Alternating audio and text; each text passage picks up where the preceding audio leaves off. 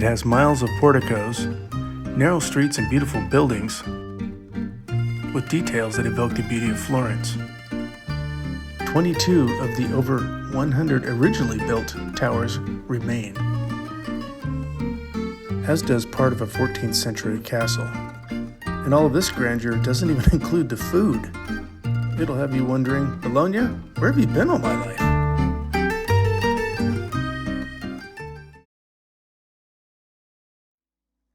We booked our room on booking.com, got a nice little studio apartment that was really close to the main piazza, but you could see out one of the windows. The other window had great views of some towers and churches.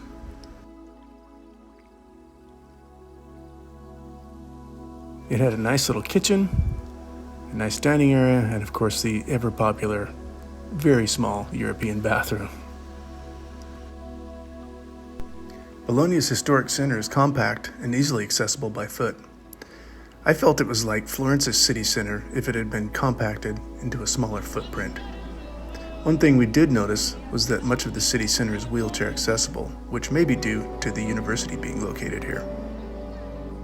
The main square, the Piazza Maggiore, centered around the Basilica di San Petronio, seemed to always have something going on, and it's also quite photogenic.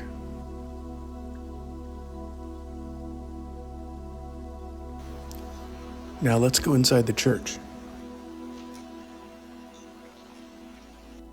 The Basilica has 22 different chapels, so you could spend a good part of your day in there just exploring those.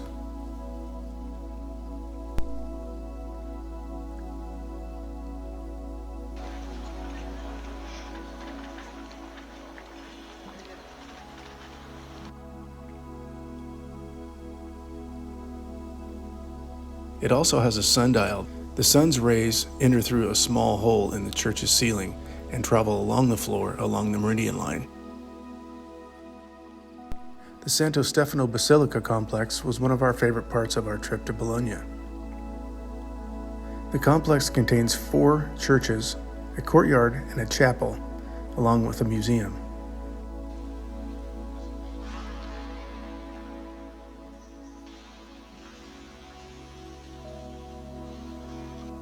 Dates of construction span the 4th through the 13th centuries.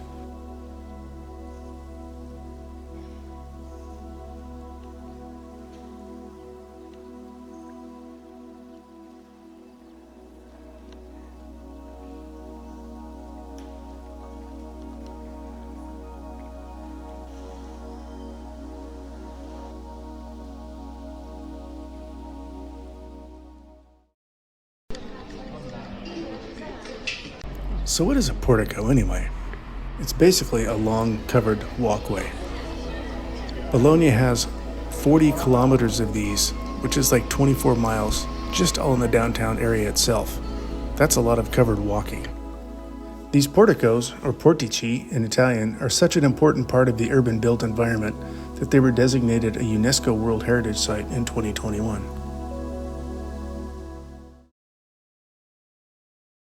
Finally, bring on the food. This is Monday night in Bologna. Monday. One of the city's nicknames is La Grassa, or the well-fed one, which, of course, makes sense because there's so much great food here. Being so close to Parma, you get, of course, great cheese and prosciutto, among other things. Tortellini, unique. 40, 100 month. Parmigiano. Food is everywhere, from cured meats to more cured meats to, hey, even more cured meats. But you do have to balance things out with some fruits and vegetables. It's not hard to find those here either.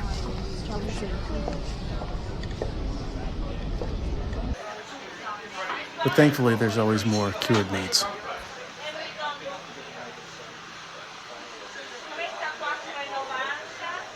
And plenty of cocktails. Sure to stop by 051 for some cheese and some mortadella. I had one of my very favorite sandwiches ever, but I can't remember the name of the place. It was right next to the main church, though. And yes, the world-famous All'Antico Vinaio is also here. Well, our time in Bologna has come to an end, so we're going to go to the train station and show you how to navigate that place. Here's the main train station entrance. If you go there, there's going to be 1,000 people there, especially if your train gets canceled and everybody's trying to get their tickets redone. So if you walk through there, you can come to the other side and find some machines. There's no customer service folks there, but there are machines and people attending them if you need help just getting a new ticket. And if you just go here, that's where you go. There's more machines and it tells you the departures and arrivals and everything up top, just like the other side of the station, but with about 95% fewer people.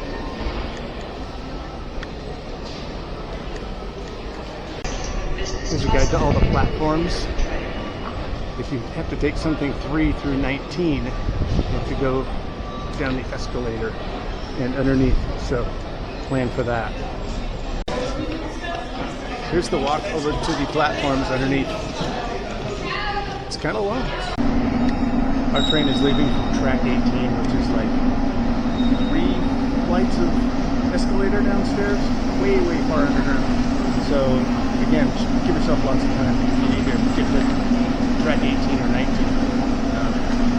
So you go way down, and there's still ticket machines and all the information you need to find out where you need to go. Once we found our track, we were on the train and leaving Bologna on our way to Florence, one of our very favorite cities in Italy. Wait, hold on, what's happening? So our train got canceled. Something wrong with the track in Rome, I think they said. So anyway, we ended up getting a later train at a little more cost, but we're getting out of here at 1:30 instead of 12, I think we were supposed to get out of here. So it happens a lot, and here we are. So we're going to get out of here in Bologna and go to Florence next, hopefully soon.